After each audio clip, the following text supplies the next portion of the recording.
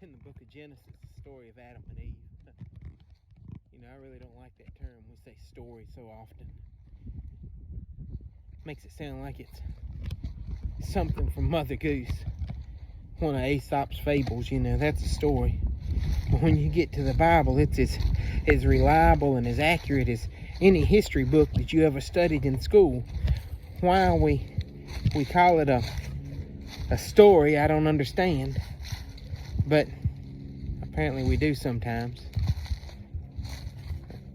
Anyway, when you get to the book of Genesis and you're looking at the events that took place in the Garden of Eden, Adam and Eve, and how the serpent come to tempt them, and Eve partook of the fruit.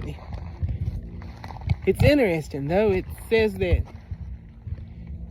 she took and then gave to her husband that was with her. I can't help but wonder why Adam didn't speak up.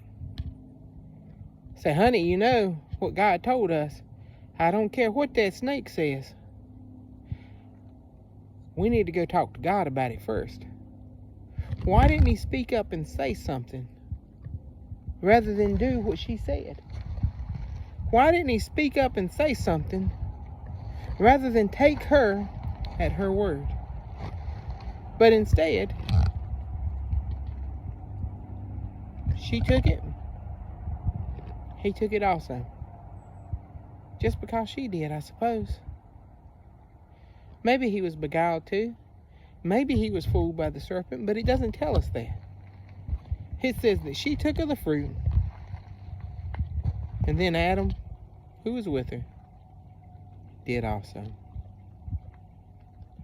See, I'm going to tell you, a lot of times the company we keep controls where we go. It controls our future. If we're not careful, we'll get around the wrong people and we'll do the wrong things.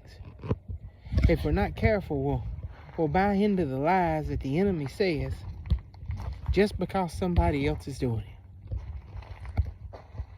it. The Bible warns us that wide is the path that leads to destruction, and narrow the gate.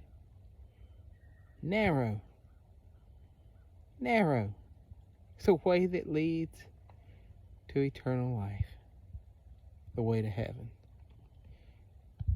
In reality, when everybody else is doing it, it's a good sign that we should probably stay away from that one. We should probably run from it. We probably shouldn't be involved with what everybody else is doing. Maybe, just maybe,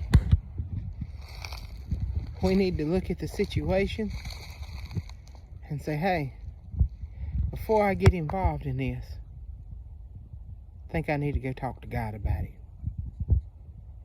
I can promise you this, there'll be a whole lot of things that you won't do, a whole lot of things that you won't get involved in, a whole lot of mistakes that you won't make if you will just talk to God before you make a step. Provided you listen to what he says. Adam, note he didn't have no business taking that. God had done told him. God had been real clear. He gave him a couple rules. He says, don't eat of the tree. That's what God told him. And yet here they are, in the midst of this place, eating of the tree that God told them not to eat of. Why didn't Adam speak up for what he knowed was right? I guess it's the same reason a lot of times we don't speak up for what we know is right. That day, if Adam would have just spoken the same words that Jesus did to Peter, you remember, right? Jesus said to Peter, get thee behind me, Satan. If Adam would have just spoke those words, you realize that the whole human race would be in a different place. We would all be better off if Adam would have just spoke the same words that Jesus did. Look, I'm going to tell you what. There's some people in your lives. There's some things going on. There's some opportunities that have come your way that you just need to speak to him. Get thee behind me, Satan.